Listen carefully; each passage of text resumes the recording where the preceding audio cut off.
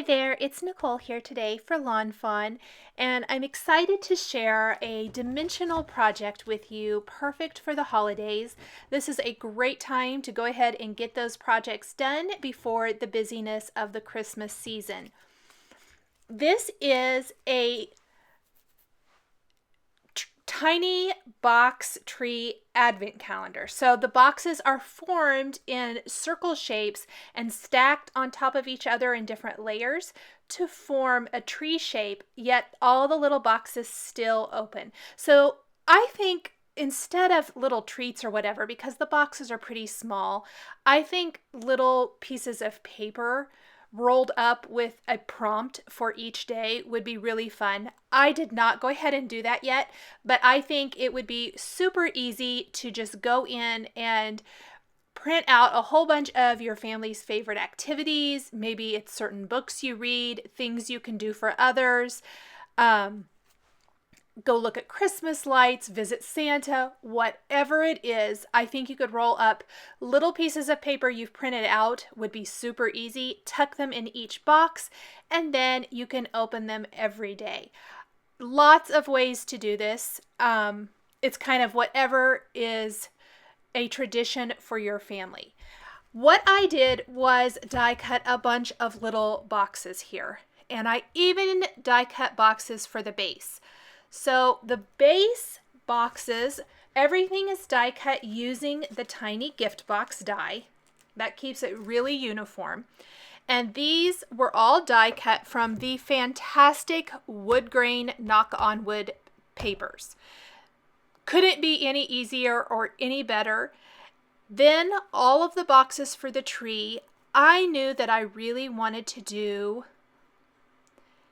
a elegant advent calendar. I tend to be drawn to cream and gold for whatever reason when I'm doing paper crafting holiday projects. I would say probably 80% of the time. And I went ahead and chose a cream cardstock, a champagne glitter cardstock from Simon Says Stamp, and then from a past Lawn Fawn release, the Bokeh in the Snow collection had fantastic cream pattern papers, and I'm a paper hoarder, so I went ahead and went back through my stash. You guys probably are too. And I pulled the cream papers from this collection, and I'm going to mix and match those boxes to create the tree. Now, I don't normally do this when I'm creating a dimensional project. I don't usually use liquid glue. However, I did not want these to come apart. I used a combination of either Ranger Multi-Matte Medium, and I'm also going to use some Tonic Studio Craft Tacky Glue, mostly because my Ranger Multi-Matte Medium started to run out, and I was having to squeeze the bottle so hard it was hurting my hand. So I started using the Tonic Craft Glue. Either way. Then to adhere the boxes together, you're going to need some little pieces of paper. These are all 1 inch by 1.5 inch pieces, scored down the center longwise, and then you glue each of the little tabs and glue the boxes together. Now, I made a little mistake here, and I actually made the brown ring of boxes the base of the tree. And when I stacked all my boxes together the next morning, I realized what I'd done. I really needed this to be a smaller ring and then start with the fuller part for the tree because it looked kind of funny. So I didn't redo this. I simply cut through because the glue had well dried. I let it sit all the way overnight. You wouldn't have to, but this was kind of a project done over the course of a couple days. And I went ahead and just trimmed one, actually 2 out of this. So my base is 5 boxes, not 7. I will give you a rundown of what each ring of the tree is.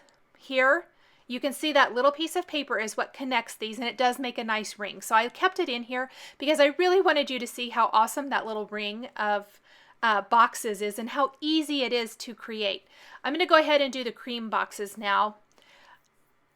What the layers are. So the tree base, there are 5 boxes. Then the base of the tree is 7, and then you just take away 1 box for each layer till you get to 1. So it's 7, 6, 5, 4, 3, and then there isn't a 2. You just put 1 on top of that final layer that has 3 boxes. And the one on top is not going to open.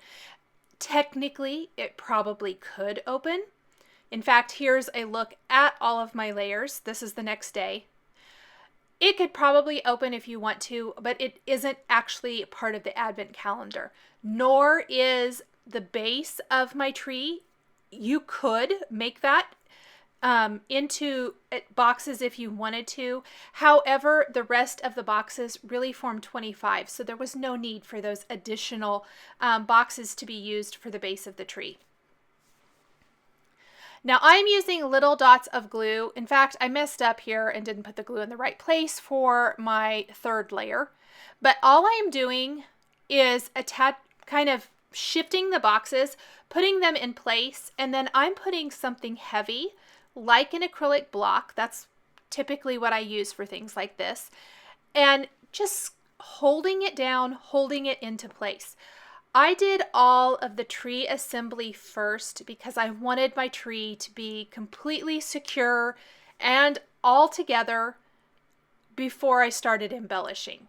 I did this very much assembly line style until I get to doing the numbers, and I'll talk to you a little bit more about that when we get there.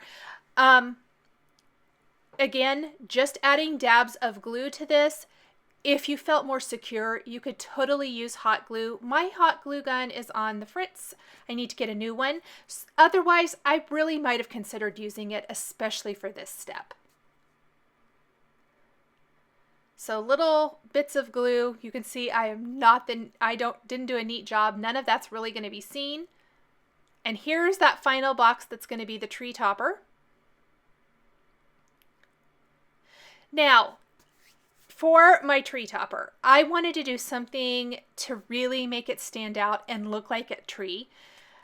I grabbed the lawnfawn Puffy Star Stackables. I actually haven't used these in a long time. I used the second from smallest die cut it from gold glitter cardstock 4 times, scored it down the center to help make it easy to fold in half, folding it towards the glitter side, and then I'm simply going to glue these together to form a dimensional star that I can glue to the top of my tiny box tree.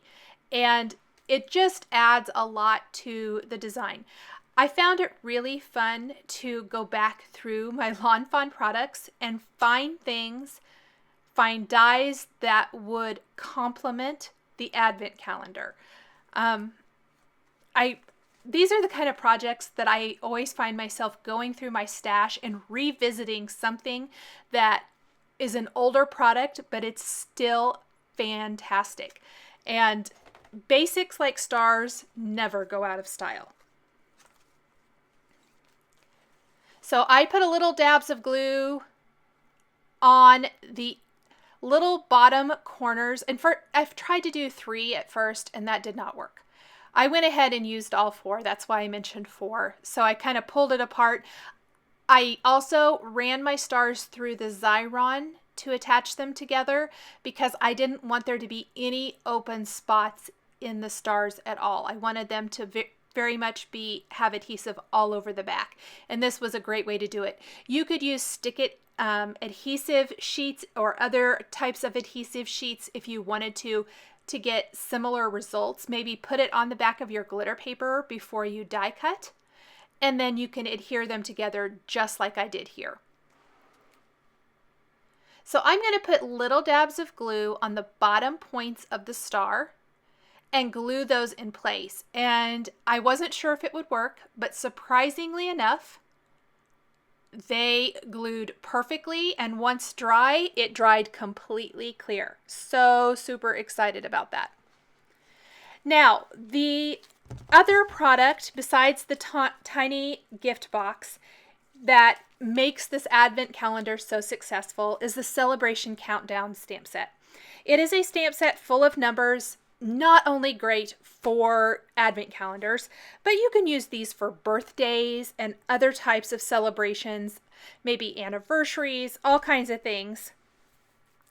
But I am using it to go ahead and make embellishments for each of the little boxes. Now, not all of them will have numbers. I would say the majority does have these numbers, and they are all gold embossed with the lawnfawn gold embossing powder. They're either embossed on vellum, cream cardstock, or the champagne glitter cardstock.